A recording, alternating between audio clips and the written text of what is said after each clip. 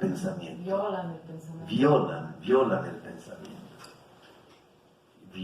Nos violan para que consigamos pensar lo que todavía no pensamos. Todavía no fuimos capaces de pensar. Hay una especie de violencia en el pensar. El encuentro con el afuera no es la armonía, ¿no? Por eso está también acá, muy diferente de Heidegger.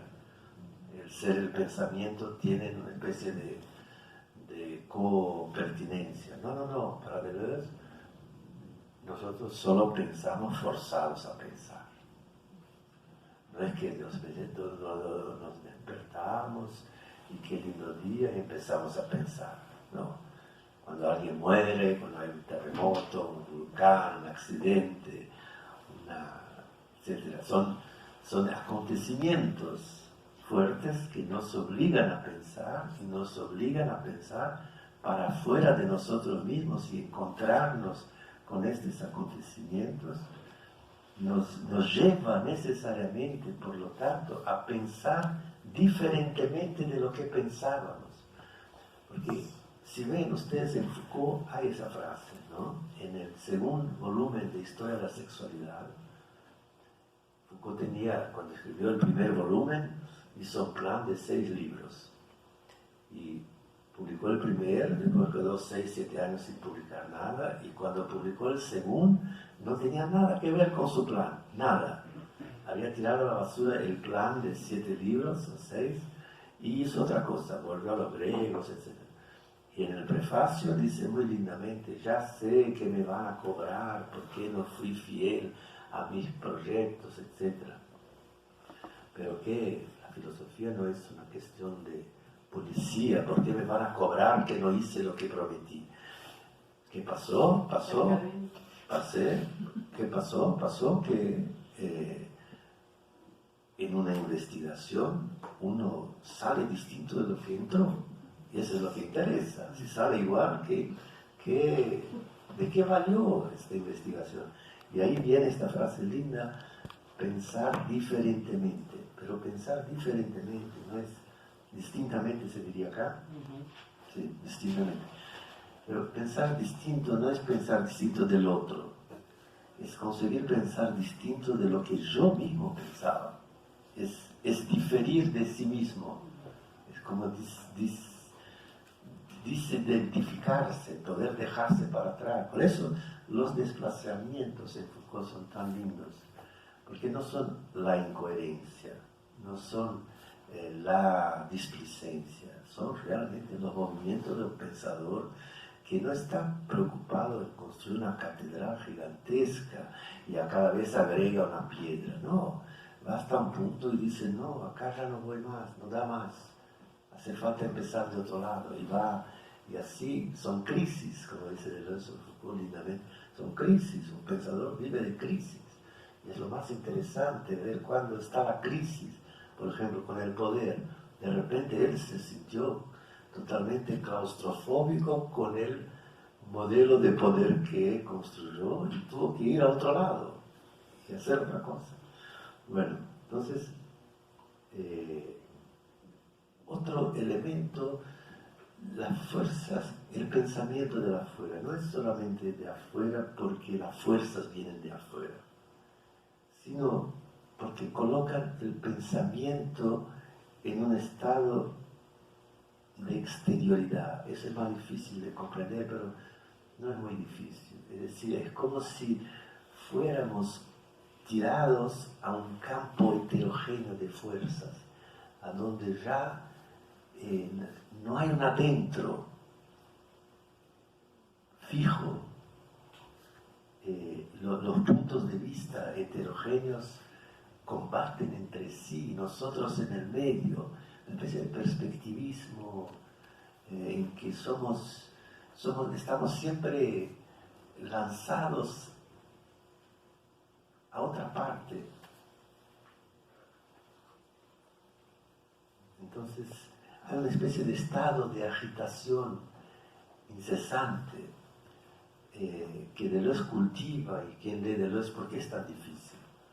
No es difícil así desde el punto de vista del entendimiento. Yo creo que es difícil desde el punto de vista de la seguridad. La gente odia a Deleuze cuando ama el orden. Y la filosofía adora el orden. Tiene que ordenar todo.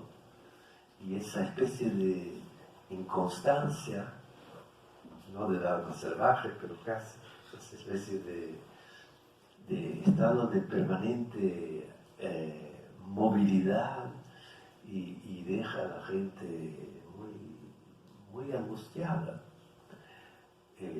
Para mí me deja feliz, hay otros también que tienen con eso una alegría, pero yo reconozco que hay ahí un elemento de perturbación. Entonces yo creo que cuando Deleuze habla del afuera de Blanchot, él lo hace de una manera muy distinta de lo que lo hace Foucault, como lo describí. Porque en Deleuze la caracterización del afuera es mucho más nietzscheana que en Foucault. Nietzscheana quiere decir que es más agonística, hay más elementos en colisión, en combate,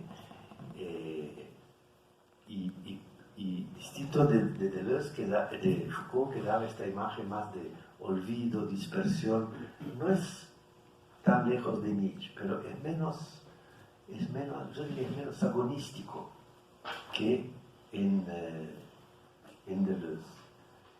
Y otra cosa, creo que Deleuze, cuando habla del afuera,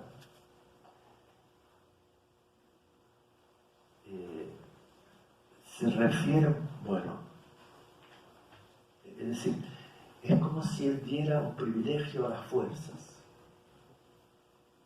que en Foucault no está de esta manera.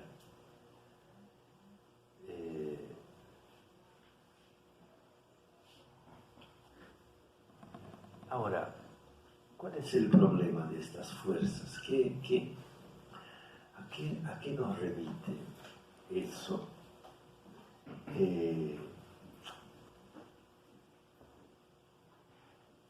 ¿Cuál es el desafío mayor para Deleuze del pensamiento? Es liberar las fuerzas que vienen de afuera. ¿Qué quiere decir? Es liberar el pensamiento de esta clausura. Liberar de la clausura es abrir el pensamiento a las fuerzas de afuera, que son las fuerzas de la vida.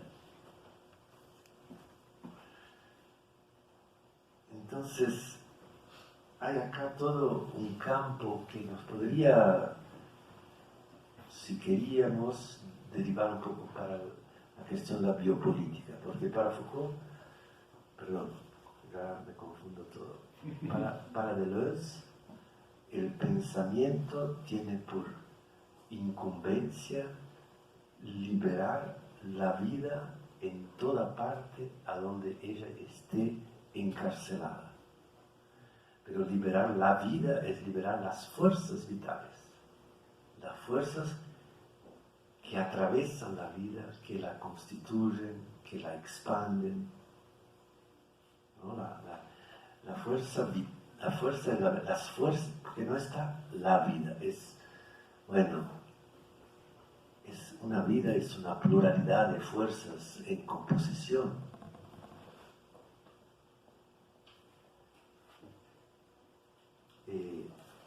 Doy ejemplos citados, porque a veces parece muy abstracto y yo creo que tiene una concretud.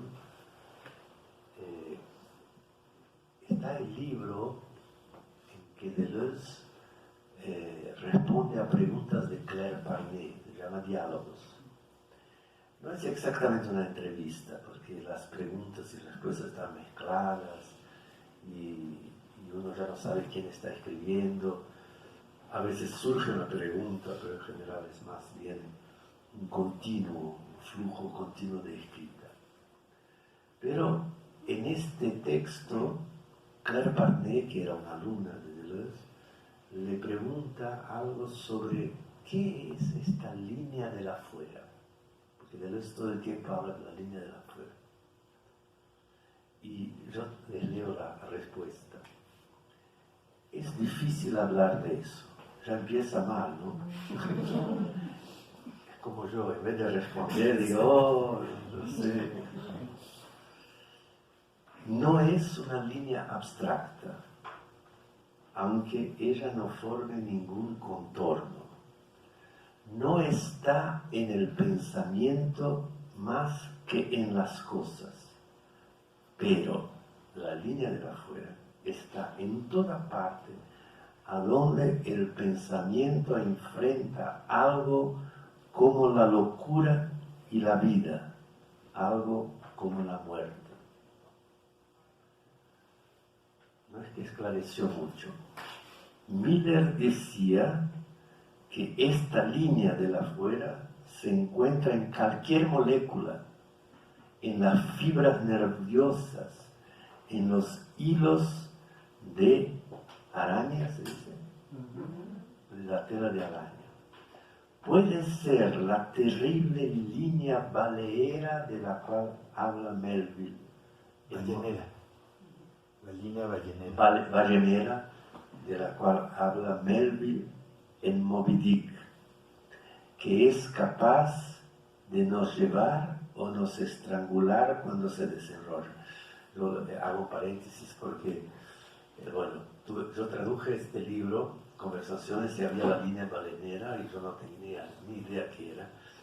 Y bueno, les explico un poco lo que yo aprendí, porque cuando viene un navío y ve una ballena, ¿qué pasa? Botes chiquititos salen con arponeros, eso. Y van así rodeando la ballena sin que ella perciba, son chiquititos, ¿no? Y llegan cerquita y tiran el arpón. Pero en ese momento, ¿qué pasa? La ballena siente algo y sale corriendo. Y en este momento hay una cuerda que conecta el barquito con el arpón.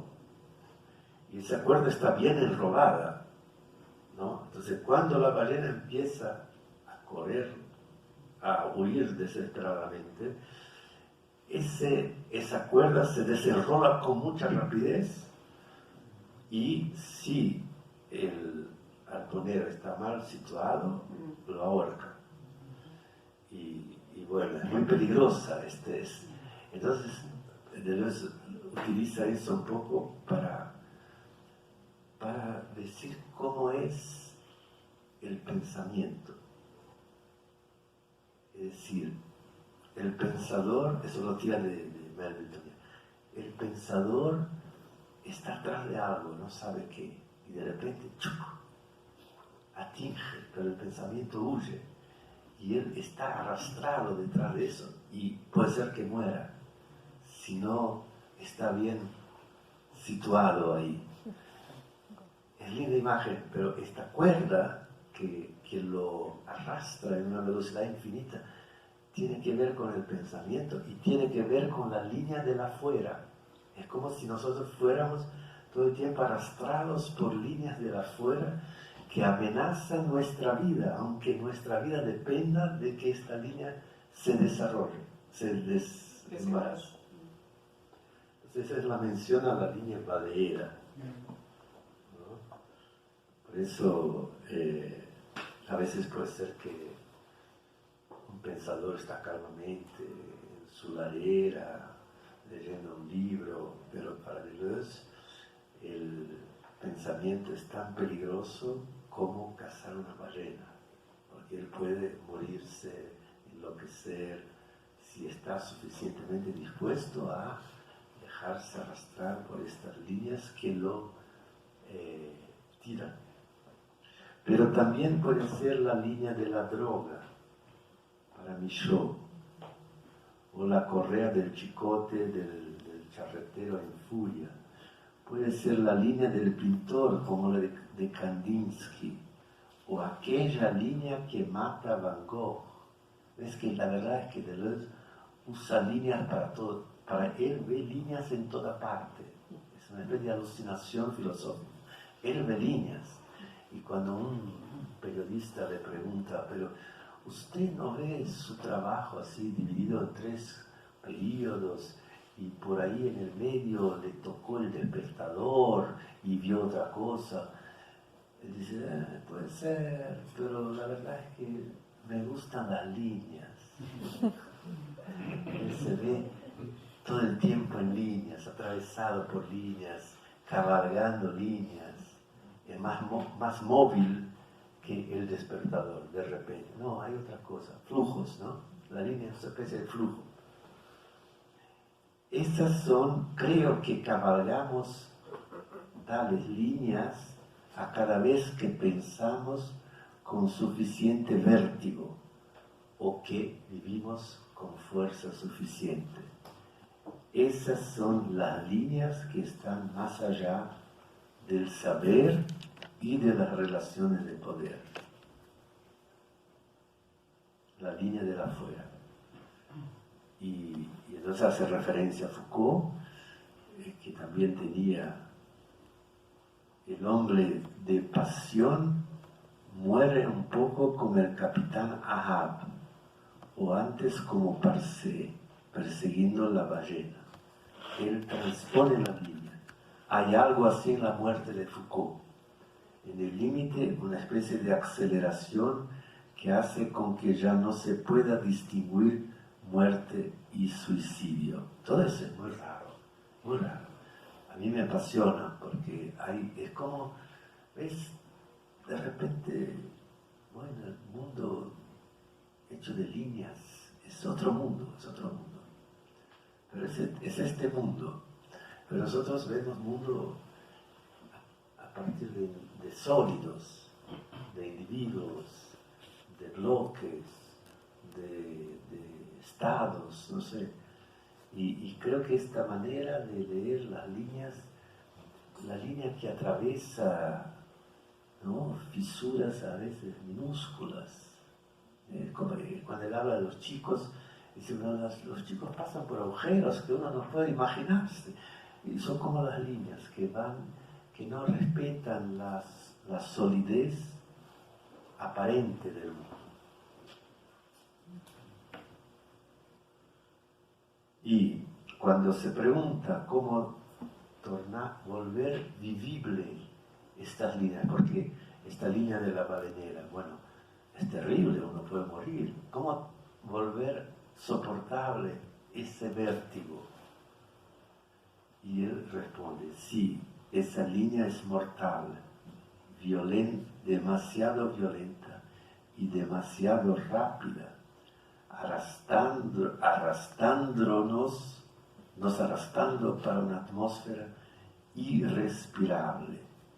Ella destruye todo pensamiento, como la droga a la cual Michaud renuncia. Ella no es más que delirio o locura. Ahora viene la fórmula de prudencia. Sería necesario al mismo tiempo transponer la línea y tornarla vivible, practicable, pensable. Es que en este vértigo hay, como dice Deleuze, una especie de pasión de abolición, una especie de deseo de irse a una velocidad que uno desaparece, o evapora, o se destruye, o coincide con el mundo.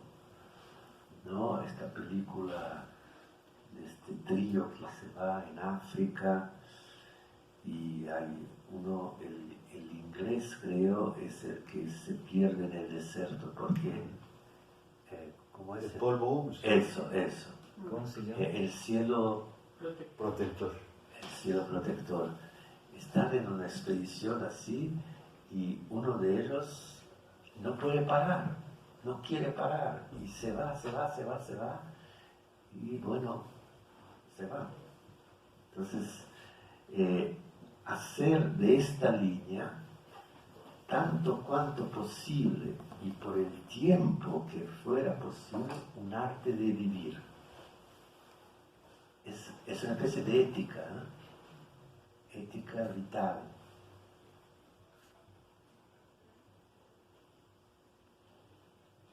Entonces yo diría,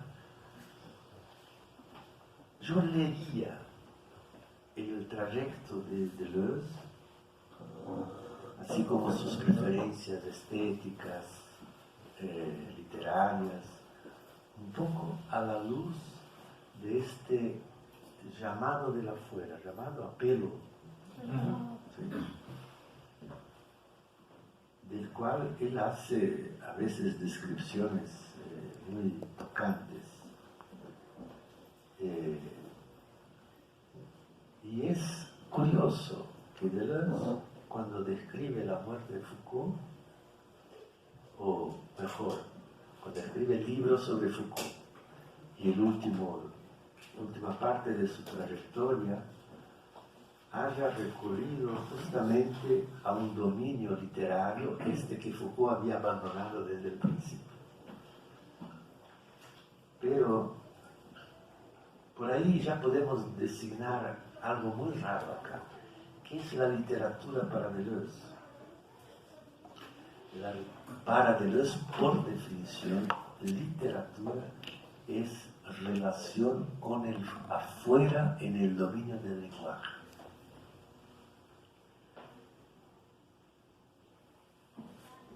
Relación con el afuera en el dominio del lenguaje. Si no, no hay literatura sin lenguaje. Pero el lenguaje no puede, para Deleuze, en su pasión literaria, interesa aquel lenguaje que quiebra el lenguaje para, por lo menos, dar a ver el afuera. Por eso, romper, hacer grietas en el lenguaje para dar a ver visiones, dice de las visiones o audiciones, que la pintura no puede dar a ver, la música no puede dar a ver, solo la literatura puede, pero con esta condición de que rompa el lenguaje y le abra en el lenguaje como que estas grietas. Por eso,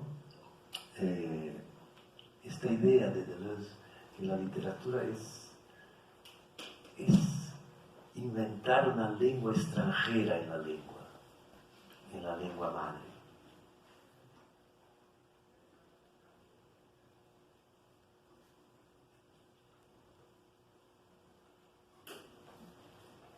Entonces, la literatura no es ni más ni menos importante que cualquier otro dominio, porque en varios otros dominios esta relación con el afuera puede estar presente. No hay un privilegio absoluto de la literatura, como había en Foucault en el principio y después ya nada, porque en Deleuze está todo el tiempo. La literatura sí es un campo interesantísimo para pensar esta relación con el afuera, pero tampoco es el campo único, no es la esfera privilegiada. ¿Por qué? Porque en Deleuze la relación con el afuera no tiene un lugar privilegiado. No hay el lugar del afuera. Toda materia, eso es lo que me encanta también, y van a ver qué consecuencias políticas tiene eso. Toda materia sirve para una relación con el afuera, desde que, con la condición de que de allá se extraigan nuevas velocidades de vida, nuevas posibilidades de existencia, porque el arte hace eso, y el pensamiento también está sondando nuevas posibilidades de vida, nuevas líneas de vida, nuevas maneras, modos de existencia. Por eso que no hay una idealización de la literatura, y también hay, como en Artaud, una especie de condenación de cierta literatura. Todo escritor es un vendido, dice, o toda escritura es porcaría. Pero, peor que eso, toda literatura que se toma por finalidad a sí misma deja de ser un proceso, se torna una finalidad en sí mismo. Ella pierde la fuerza de la procesualidad. Por eso Deleuze puede decir cosas absurdas. Lo que menos interesa a un escritor es la literatura. Pero tiene sentido en ese sentido de que no es la obra, pero el proceso que a través de esta obra inventa líneas de vida.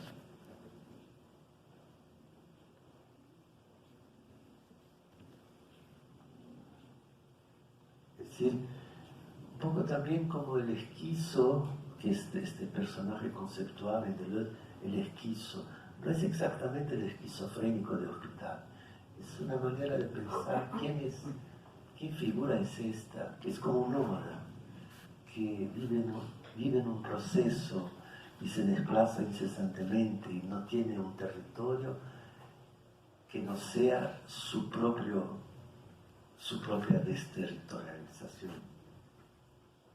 El esquizo como aquel que lleva los flujos descodificados hasta el desierto. Entonces hay un peligro ahí también, mucha vida, pero cuántos riesgos.